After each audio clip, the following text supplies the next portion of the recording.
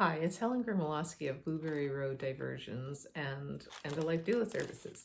And for this painting, we're doing the Acknowledging Your Grief painting. So we're going to do a meditation and then the painting. So I wanted to give you a little bit of an idea of some supplies. So the canvas that I'm using is a 12 by 16, but you can go with other sizes a little bit smaller if you want. You are going to receive a silhouette of the little girl, or not the little girl, but the lady's little sitting by the tree. So you'll receive that. The other thing that you're going to want is actually a piece of carbon paper if you can get a hold of that. If not, you're going to want a like 6B pencil to create a carbon on the back of your picture, and then we can use that, and I can show you that during the class.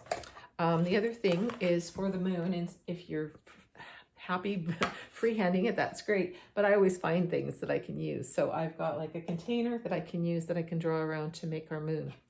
The other thing that you're going to want is a piece of chalk, and the chalk actually is what I use to draw the tree on. And so we can freehand it. It comes off really easy rather than pencil doesn't erase as well. So if you can get a hold of a piece of chalk, and if you can actually sharpen it a little bit, it comes in handy too, because it gives you that little bit more precision. The other thing that you're gonna want is your brushes. So I would take, you can use like a house brush.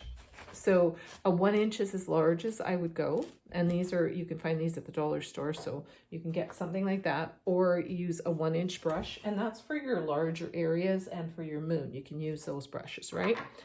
The other thing you can have is actually these ones that are called angle brushes. And these are just from a package from Walmart. So if that's something that you want to pick up. The other thing is you're going to want a few round brushes.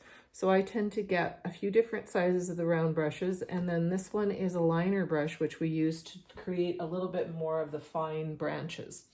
So those are all just the brushes that you're going to want to try to get. And you can get some packages at like Walmart, Micheals, and that are quite inexpensive. So don't overspend right now.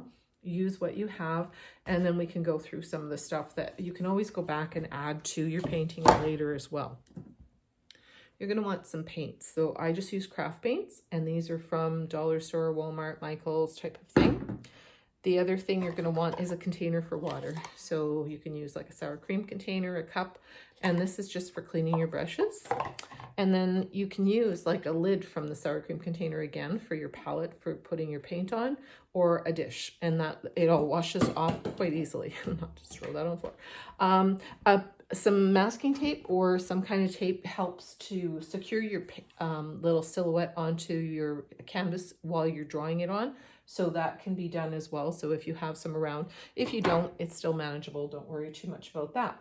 So that's really all you need. And you will receive a supply list with the suggested colors in that. Again, if there's colors that you prefer for your background, like I've got 2 different paintings here. So I've done 2 different ones, and it just depends on the colors that you use. So you use what appeals to you for your background, for your sky, and then you can use white and black and brown for your regular stuff. And for your leaves, they can be green or they can be the fall colors. It's totally up to you. So come and join me for this, and let's work through our grief with a really cool painting. All right, I'll see you soon.